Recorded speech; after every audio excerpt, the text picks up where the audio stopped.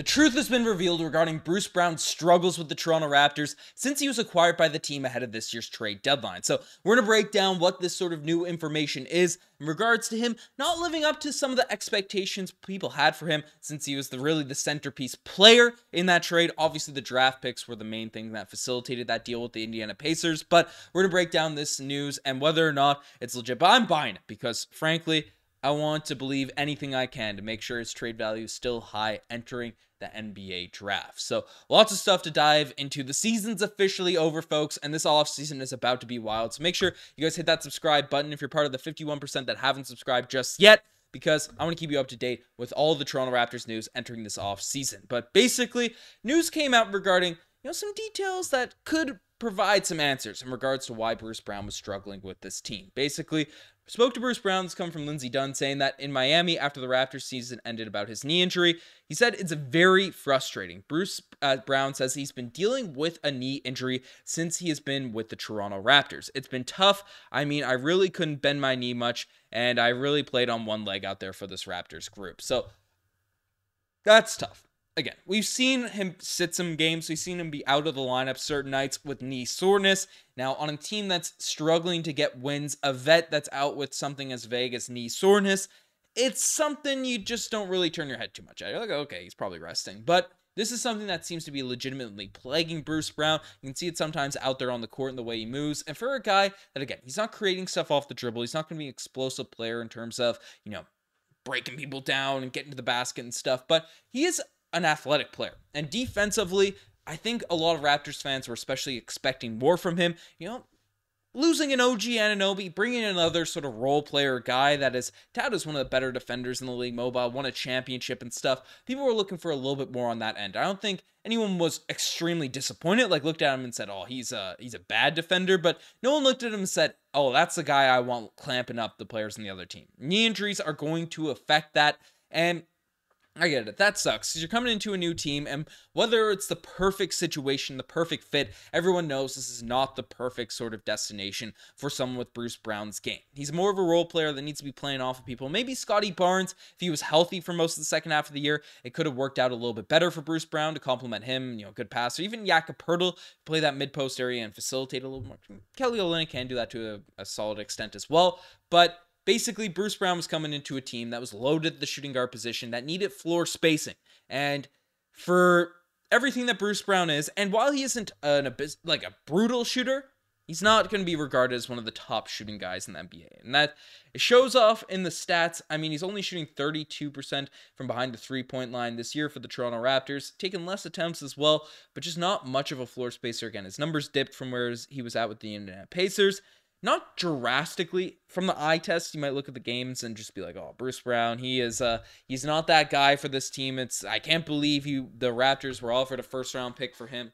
And, as according to Sportsnet, ahead of this year's trade deadline, the Knicks were willing to give the Raptors a first-round pick.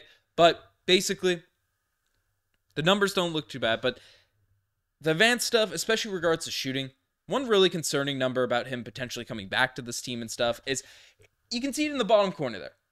Bruce Brouce was making 25% of his corner threes. And 32% of his threes attempted per night were in those corners. Those are shots that elite three-point shooters are at least hitting at a 40% clip. The corner three, it's closer to the basket. It's less around the edges. I know there's weird perception things, shooting on the side of the backboard, but just overall numbers. Looking at these shooting stats from top three-point guys in the league, they're usually more open because the offenses are kind of built to get those because they're closer to the net. But Bruce Brouce's got to be shooting at a higher clip at that level. And it fell off for the Toronto Raptors. He wasn't this bad, with the Denver Nuggets. In his past few seasons, it's nothing great. Nothing on another level, in terms of making buckets. But definitely a lot better than 25%. 1 in 4 corner threes. The ones Bruce Brouce was making, they're all assisted on as well. I mean, 95% of his threes were assisted on this season.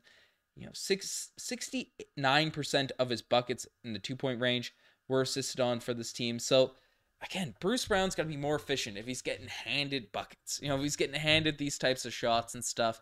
But lack of mobility with your knee can affect that. That's definitely something. And as much as people want to meme about it or whatever, it can affect your three-point shooting. Make you a little bit off balance and stuff. So I'm hoping to believe, to chalk it up, that this is just Bruce Brown being a little bit hobbled, being a little bit injured. I'm hoping Masai Ujiri and Bobby Webster can figure something out to convince other teams that that was the case. That was the reason he struggled for this team. Because in theory, Bruce Brown should have value in the open trade market. His contract is very interesting. So the Raptors have a team option of about $20 million to bring back Bruce Brown next season.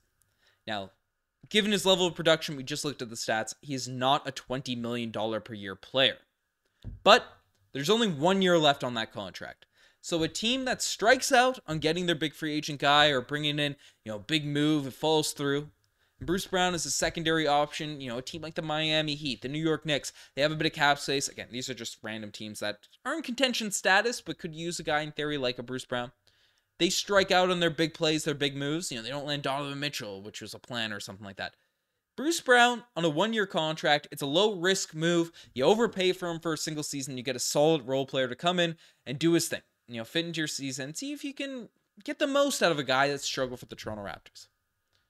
That's a thought. That's a way to sell Bruce Brown to other teams.